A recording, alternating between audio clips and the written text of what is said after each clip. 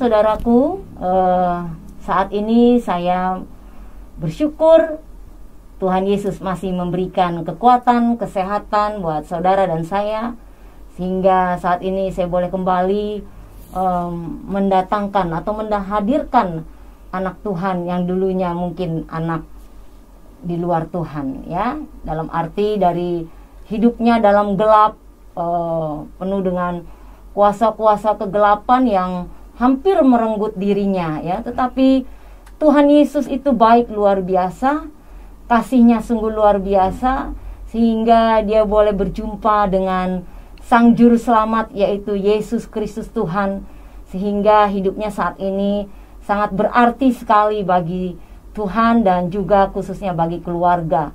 Dan saat ini saya mau berbincang-bincang dengan saudara kita ini.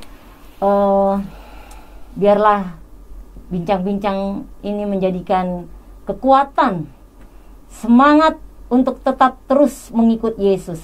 Sekali Yesus, tetap Yesus, ya. Karena nama Yesus itu nama yang berkuasa. Ya, bersama hambanya Bung David, ya. Shalom.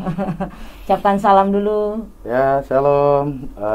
Tonton terus channel ini, jangan skip sampai habis. Dan tetap semangat di dalam hidup. Ikutin selalu prokes. Tetap sehat, Tuhan berkati. Amin. Ya, haleluya. Waduh, kalau dari nama ini David, ya, David itu nama-nama orang Kristen, ya. Tapi beliau ini Muslim gitu, ya. Ini maksudnya apa gitu, ya? Kok namanya David gitu? Seringkali membuat kecoh orang jadinya, ya. Orang siapa Pak namanya? David. Wah, Kristen. Tapi belum tentu, ya. Ya, Daud, ya. Kalau di Alkitab. Tapi belum tentu, rupanya David ini seorang beragama Muslim yang takut sekali pada agamanya, tunduk sekali dan tidak pernah bolong, saudara. Nah, ikuti, ya, bagaimana dia boleh menerima Tuhan Yesus. Amin. Ya, Bung David. Ya.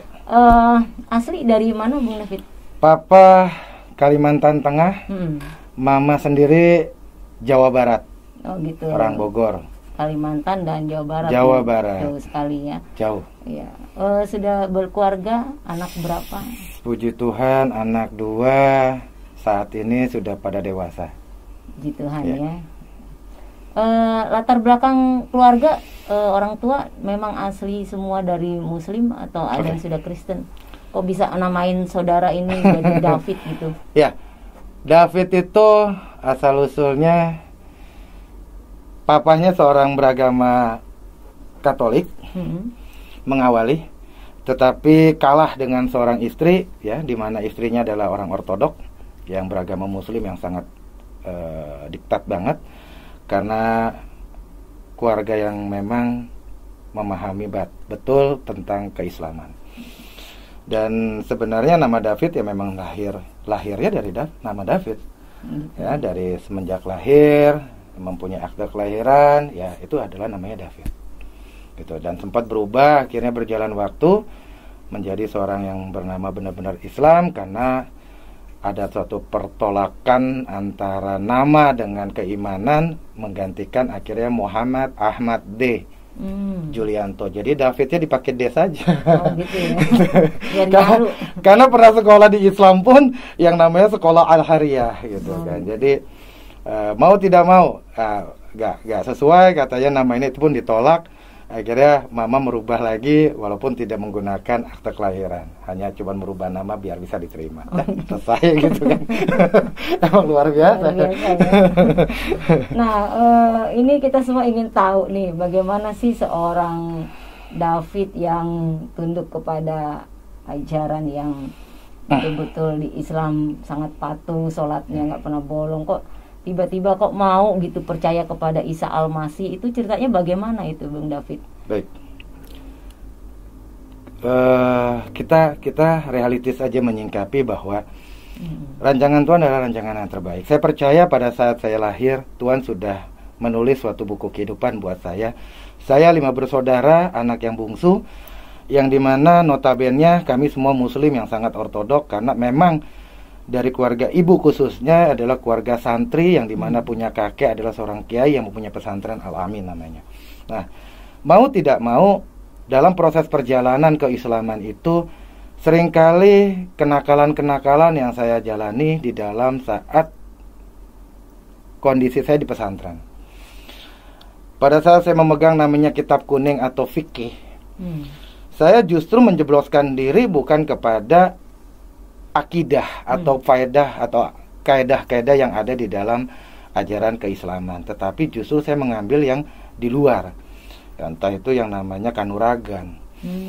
Nah, banyak pertanyaan-pertanyaan juga yang saya dalam proses perjalanan ke Islam itu untuk mencari sebenar-benarnya. Saya menyatakan pertama kali dengan mama itu simpel sih, Mah, kalau seorang anak di usia 7 tahun kalau tidak sholat, apa yang akan dilakukan orang tua? Dipukul yang tidak menyakitkan di bagian kaki. Memang saya udah punya sifat nakal gitu. Artinya dalam mungkin bahasa nakal itu dasarnya akal. Saya tanya ulang lagi, kalau seandainya tidak sholat dan tidak sholat dan tidak sholat terus, mungkin nggak tahu timingnya tepat atau tidak, lagi bad mood atau apa, mama menjawabnya dengan gampang, bunuh saja dia. Wow, saya langsung kabur di situ. Wah, beginikah ajarannya yang dibilang katanya Islam itu aslama, yang artinya keselamatan, yang lil alamin dengan artian yang penuh dengan cinta kasih. Mungkin sekelumit kalimat yang saya terima, yang saat itu juga saya anggap isi gam isi go aja di kuping. Tetapi dalam perjalanan waktu, setiap kali ada tawasulan, ada jamaah-jamaah yang sifatnya entah pengajian yang berkumpul bersama, saya selalu kejar untuk mencari tahu keislaman itu yang seperti apa sih. Tetapi ya saya jujur sih kayak nggak menerima gitu, belum mendapatkan, karena banyak perkara dalam pikiran saya untuk menemukan bicara agama itu yang sebenarnya apa. Akhirnya saya mengawali dengan capeknya saya mencari agama itu, saya mencari yang lebih baik Tuhan. Tuhan yang benar, saya yakin akan mendapatkan agama, karena agama itu dibentuk oleh Tuhan atau diciptakan. Ya. Jadi akhirnya saya mencari Tuhan yang benar dulu. Setiap kali saya berdoa, saya tidak lagi menggunakan Allahumma sholli ala sayyidina Muhammad yang diajarkan ataupun dengan Rabbana atina fid dunya hasanah. Tetapi saya hanya cuma menunjuk kepada ya Tuhan, sebenarnya Engkau menciptakan aku dengan tujuan apa? Selalu. Dan suatu ketika sebenarnya sih mungkin itu hampir berdepatan mendekati mau nikah kali ya. Entah kenapa saya didatengin satu sosok itu, seingat saya dia membawa domba, berjubah putih. Saya mau nangis jadi. Terus maksudnya dia menggunakan seperti daster ya. Tapi di sini ada kayak slayer atau selempang gitu ya, berwarna kayak biru gitulah ya. Tapi dia menggendong seekor domba gitu. Dan saya bingung aja itu mimpi apaan gitu pertama. Sekali, 2 kali, maksudnya dalam 1 malam, 2 malam, 3 malam sampai 4 malam lah. Saya dimimpikan seperti itu. Seolah-olah bukan mimpi, karena secara visual kesadaran saya tuh benar-benar seolah lagi duduk, saya ngelihat gitu kan. Kok apa gitu ya? Saya nggak terlalu ngeh pertamanya. Tapi suatu ketika depan rumah saya itu ada orang Manado yang akhirnya saya coba main, saya kaget. Loh, ini bukannya sosok yang pernah saya lihat gitu ya. Saat itu yang diakuin katanya Tuhannya orang Kristen gitu, yang lagi memegang domba. Benar tidak itu? Tapi ada tongkat akhirnya. Benar tidak, saya bilang. Ternyata sudahlah, saya nggak mau terlalu pikirkan, karena saat itu bagi saya melihat tuh visual yang pernah saya lihat itu, tetapi sebelahnya itu ibu saya wajahnya dengan muka yang sangat luar biasa kan, mungkin marah gitu ya saya anggap. Akhirnya pada saat saya kerja di salah satu perusahaan manufacturing ya, di otomotif di daerah Sunter, saya mempunyai supplier yang saya kenal, dan akhirnya singkat cerita menjadi seorang istri yang di situ pun ketelingsut, di mana calon istri saya saat itu melihat saya seolah-olah orang Kristen dengan tampang dan nama. Justru saya ngelihat calon istri saya dengan tampang dan nama saya kira orang Islam. Ternyata pada kebalik nih ceritanya. Kebalik. Salah paham dia, setiap datang tanya, karena saya di bagian purchasing yang mengurusi AR dan AP. Dia menanyakan ke pihak resepsionis bisa bertemu dengan Pak David. Kaget. Lagi sholat, Bu. Iya. Ya nggak percaya lah. Nama David, tampang katanya sih, tampangnya bule. Kok nama David tapi sholat gitu kan. Nggak make sense buat dia mungkin. Sekali waktu di hari Jumat mungkin dia mau ngetes lagi. Bisa dengan Pak David. Kaget juga karena saat itu saya diizinkan, dipercaya untuk mengurus masjid di lingkungan kantor saya kerja, ya di tempat kerja saya dulu. Artinya saya dapat jatah saat itu untuk ceramah. Lebih kaget lagi, masa sih gitu kan. Akhirnya singkat cerita, suatu saat saya bahasanya pengedet atau apa, tapi saya ajak ke rumah, saya kenalkan di mana melihat ibu saya berhijab dengan situasi suasana yang benar-benar muslim ya, keislamannya. Akhirnya baru dia percaya bahwa benar adanya dan benar-benar ibu saya malah menceritakan sosok saya, seorang anak yang memang dia benar-benar di Islamnya itu menjalankan bukan hanya sholat 5 waktu, tapi sholat duha, paling tidak sholat fajri. Ya, di waktu pagi hari dia pasti akan melakukan sholat, dan puasa pun Senin Kamis dia pasti lancar. Ya, dan semua perintah-perintah dari orang tua jadi manut nih. Nih baca sholawat nariyah, nih baca asmaul husna gitu kan. Yasinan pun tiap malam Jumat itu bisa dapat 2 sampai kaki kram rasanya. Ya, kesemutan. Pokoknya taat sekali ya sama ajaran. Sebenarnya taat itu bukan dari hati, makanya kan saya bilang saya mencari. Ya, jadi suatu bentuk kayak paksaan, kayak tuntutan. Jadi antara nyaman dan tidak nyaman, Bu, saat itu. Jadi akhirnya saya selalu bertanya sama Tuhan, apa sih yang kau inginkan pada saat saya lahir? Saya yakin ada sebab pasti ada akibat. Dan akhirnya singkatnya lagi, pada saat mengenal istri, dengan komitmen karena kami berbicara tentang lakum dinukum, bahwa kamu Kristen, saya Islam, apakah kita mau menikah dengan cara masing-masing? Ternyata kan secara Indonesia ini, negara Indonesia ini ada undang-undang yang tidak mengizinkan akhirnya.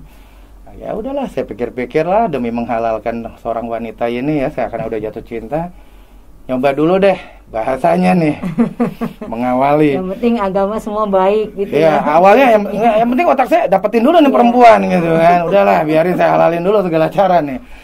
Ya kalau ditanya seorang David masuk Kristen mengawali ya karena perempuan kan, karena kedagingan dia masuk. Nah akhirnya suatu ketika saya diajak ke sama istri itu ke setiap karena ada katekisasi pranikah pertama kali ya, mengawali untuk pernikahan itu. Nah selama katekisasi pranikah saat itu kalau nggak salah saya 6 bulan yang menjalankannya, dan CD juga 3 bulan. Jadi selama perjalanan itu saya diajak gitu ke persekutuan doa inilah, ke ibadah inilah. Jadi 1 minggu itu full hanya untuk rohani. Saya yang baru gitu kan, karena saya baptis tahun 2003 akhirnya mengawali, dan itu pun kaget karena sebenarnya saya nggak mau jadi orang Kristen kan. Tapi pada saat ketemu bapaknya tidak mengizinkan. Sekali lagi, kepalang tanggung lah, daripada saya nggak dapat ini perempuan, ya udah saya legal dulu lah, masukin Kristen dulu deh gitu.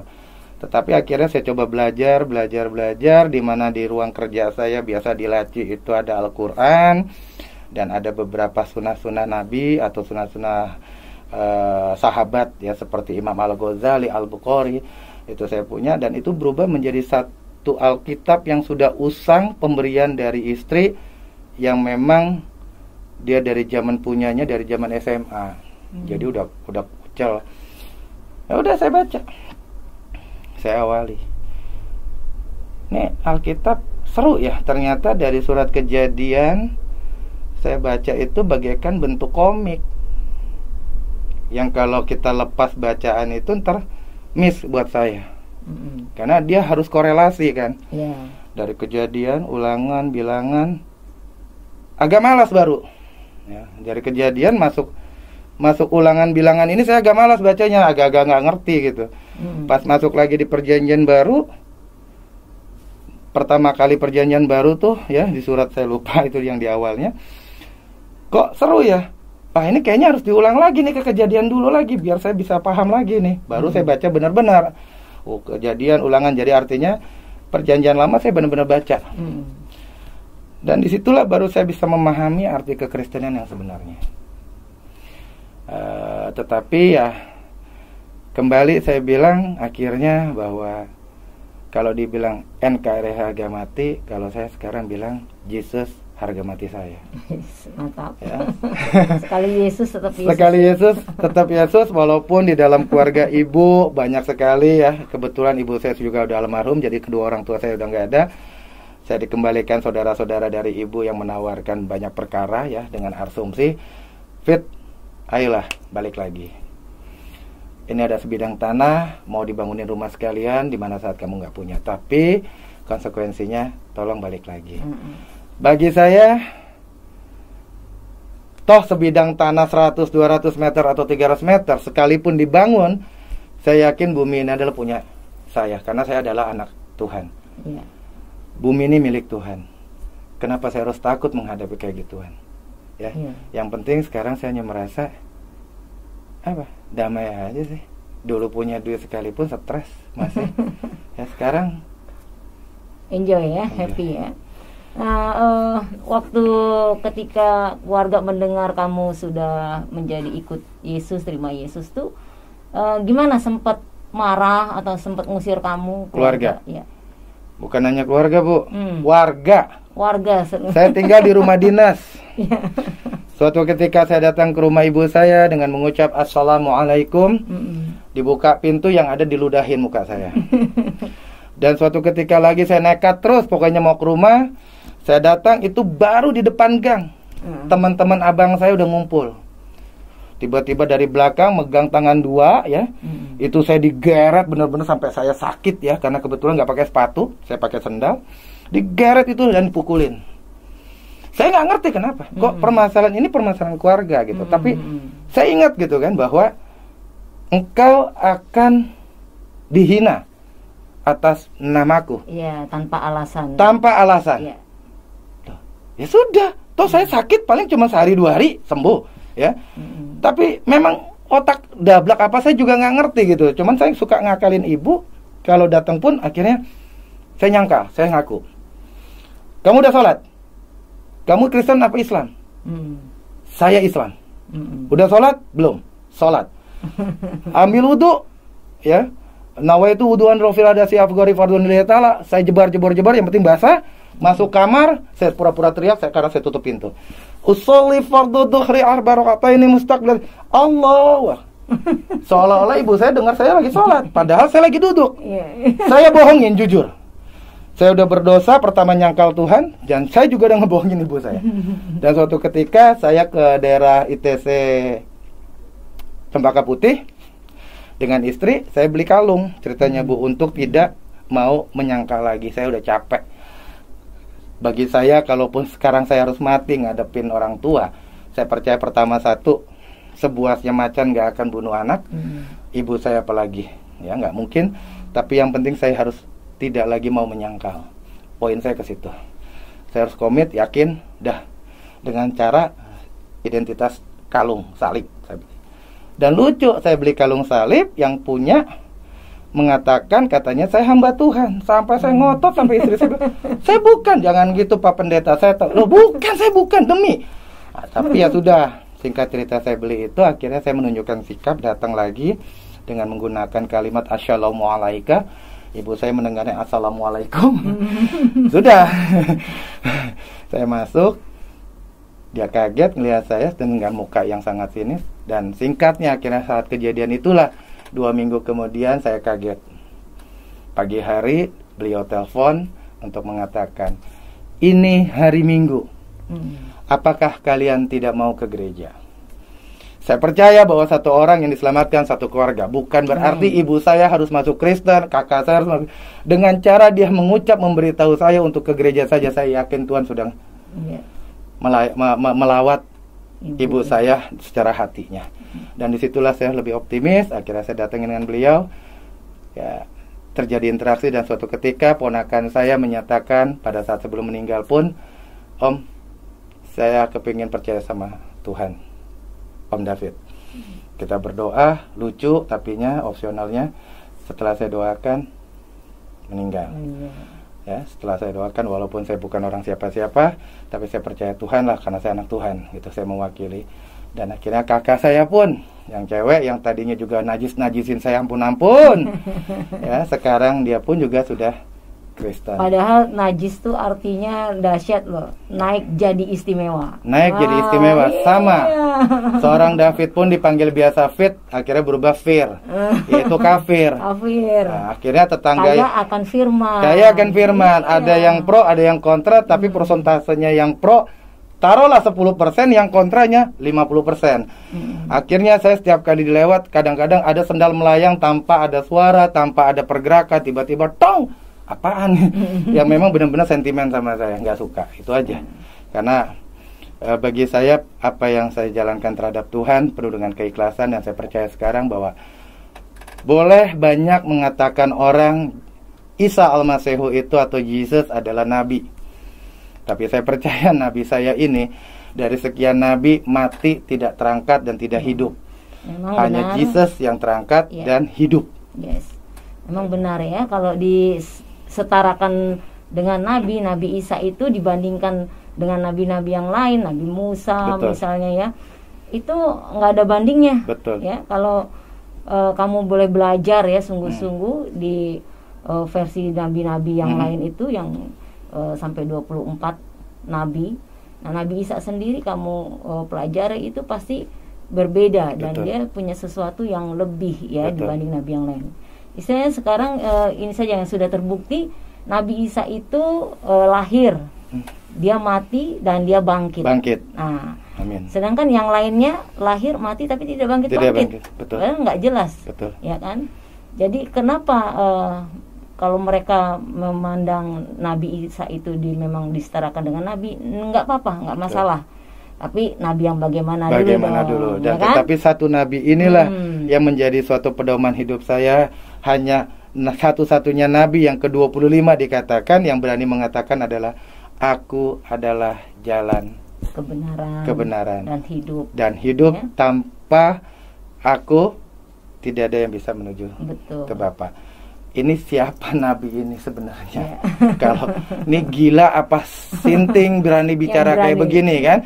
Setelah itu baru saya bicara tentang etimologi, memahami sebelum memahami teologianya, bahwa inilah Yesus yang saya percayakan absolutely dia adalah Allah. Bukan lagi bicara Tuhan. Dan sekali lagi saya bilang, absolutely iman saya sampai mati. Makanya saya mengatakan ke saudara saya, tolong mati saya jangan dikafanin. Karena saya udah keren ganteng begini, kalau dikafanin saya ditutup. Makanya terjadinya pocong di Indonesia, hanya di Indonesia doang terjadi.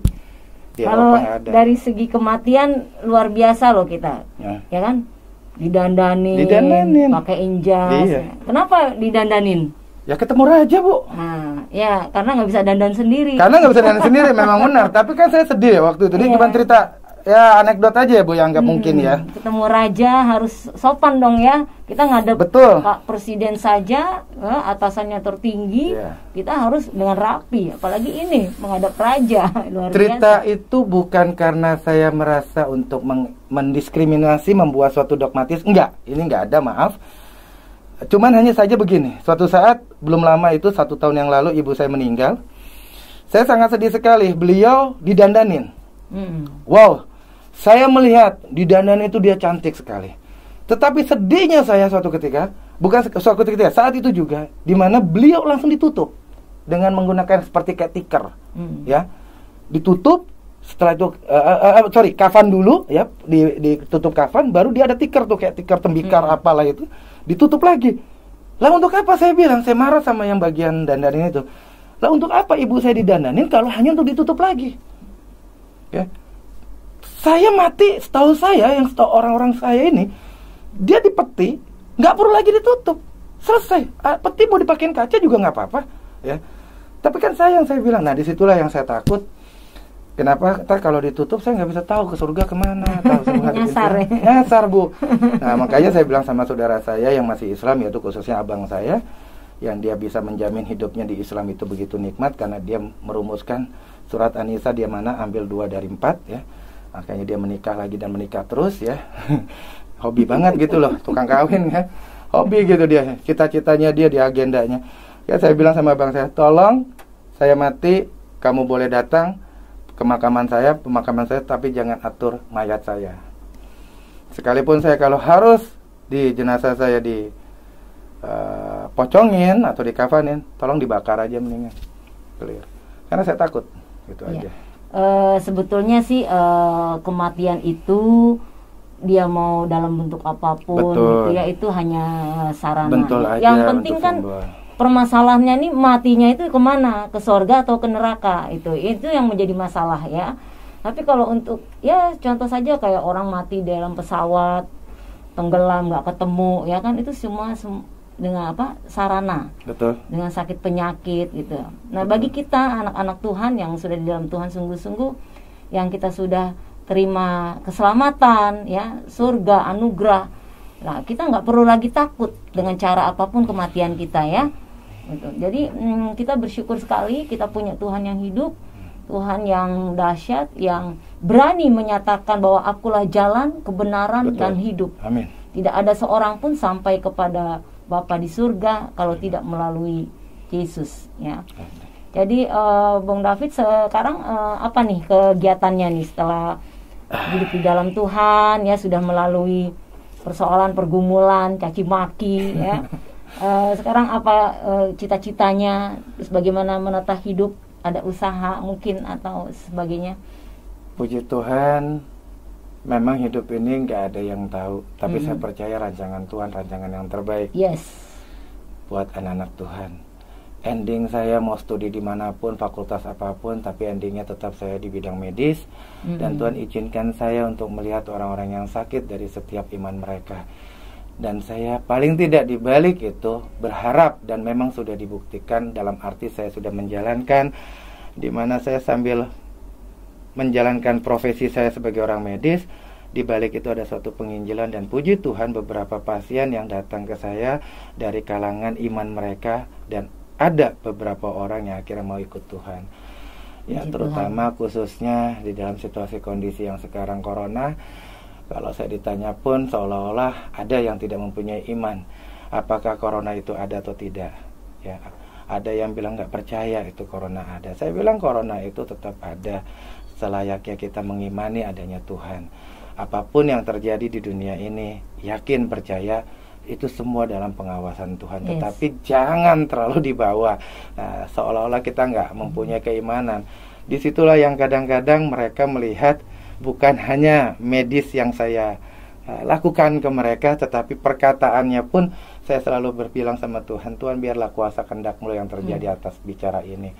Dan ya puji Tuhan lah, beberapa orang yang sudah mau mengenal Tuhan dengan cara, cuman saya nggak pernah merekom, oh baptisnya ke sana aja. Saya bukan calo baptisan soalnya kan, jadi hanya cari saja dibaptis mengawali, wah itu baru namanya anak Tuhan, selesai kan gitu. Bagian kita melayani, bawa jiwa kepada Tuhan lewat talenta karunia yang Tuhan berikan ya. Uji Tuhan saudaraku, Bung David ini sekarang ya Tuhan pakai sebagai sarana ya, ya dikatakan dokter David ya.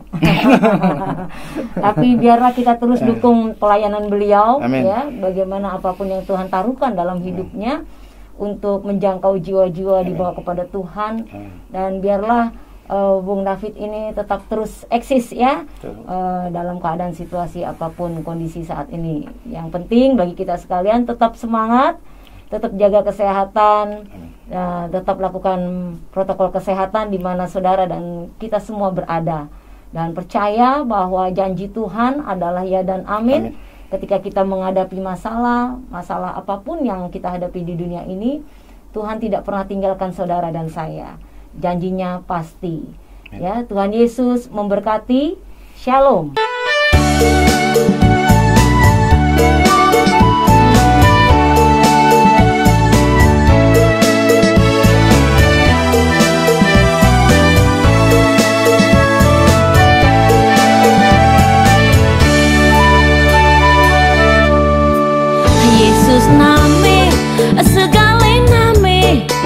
Yesus raje, segala raje. Yesus entu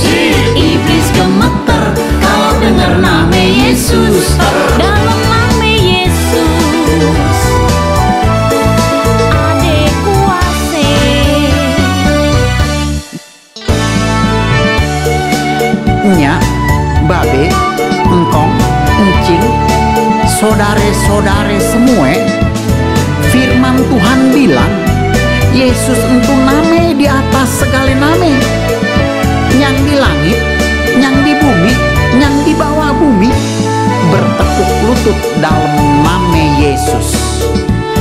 Sebab Yesus itu adalah Tuhan segala Tuhan, Raja segala Raja. Dia luar biasa. Haleluya. Yang di sorga, yang di dunia, tekuk lutut menyembah Dia, karena Dia maha kuasa. Yesus name segala name, Yesus Raja di atas segala raja.